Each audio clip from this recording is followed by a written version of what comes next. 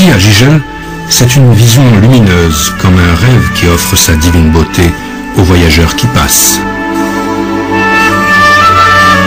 Nul ne revient de la côte gigélienne sans être ébloui et sans porter en lui l'appel du retour.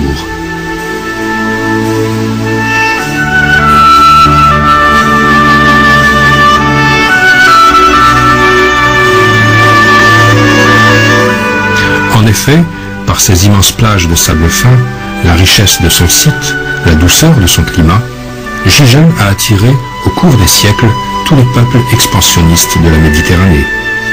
Bloqué entre la chaîne des Babors et la mer, démuni presque totalement de voies de communication, à l'exception de quelques voies romaines, traversant des zones peu sûres reliant Constantine, Béjaïa et Colo, après plusieurs jours de marche, Gigel subira toutes les attaques, venant surtout de la mer. Vers le Xe siècle, avant Jésus-Christ, les Phéniciens, marins et marchands, en quête de bases pouvant offrir le maximum de sécurité à leur commerce, s'installèrent à Gigel où ils fondèrent un comptoir. Les Romains vinrent occuper la petite cité punico-berbère qu'ils élevèrent au rang de Colonia Romana.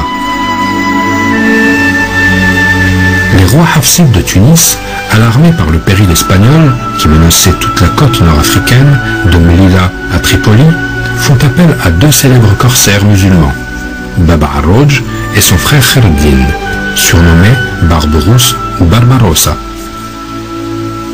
À leur appel, les deux frères appareillèrent pour libérer les ports de la côte ouest, en commençant par Béjaïa.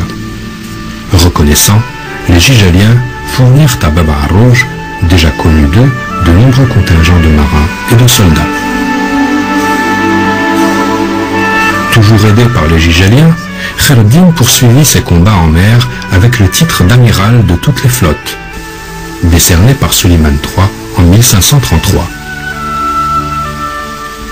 Le bénédictin Haïdo, contemporain de l'État algérien organisé par Kherdin, raconte à propos des marins algériens: « Naviguant pendant l'hiver et le printemps, les corsaires algériens parcourent la mer du levant au couchant, se moquant de nos galères.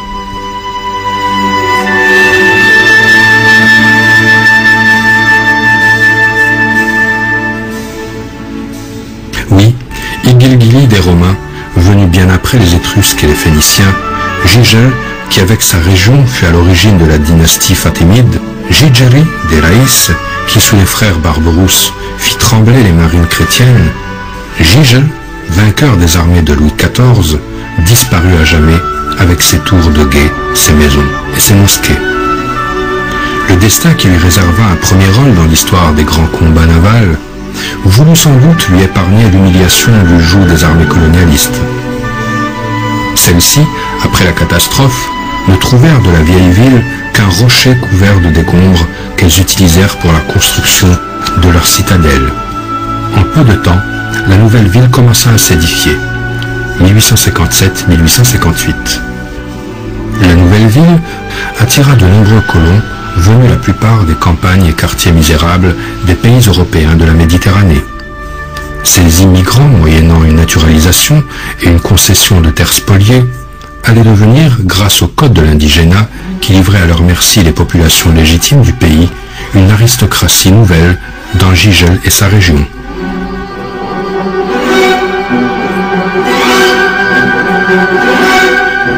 Encore une fois, l'insurrection fut étouffée dans le sang et la colonisation put parachever à loisir son extension par des expropriations massives et le déplacement des populations vers la région de Guelma et Toluca.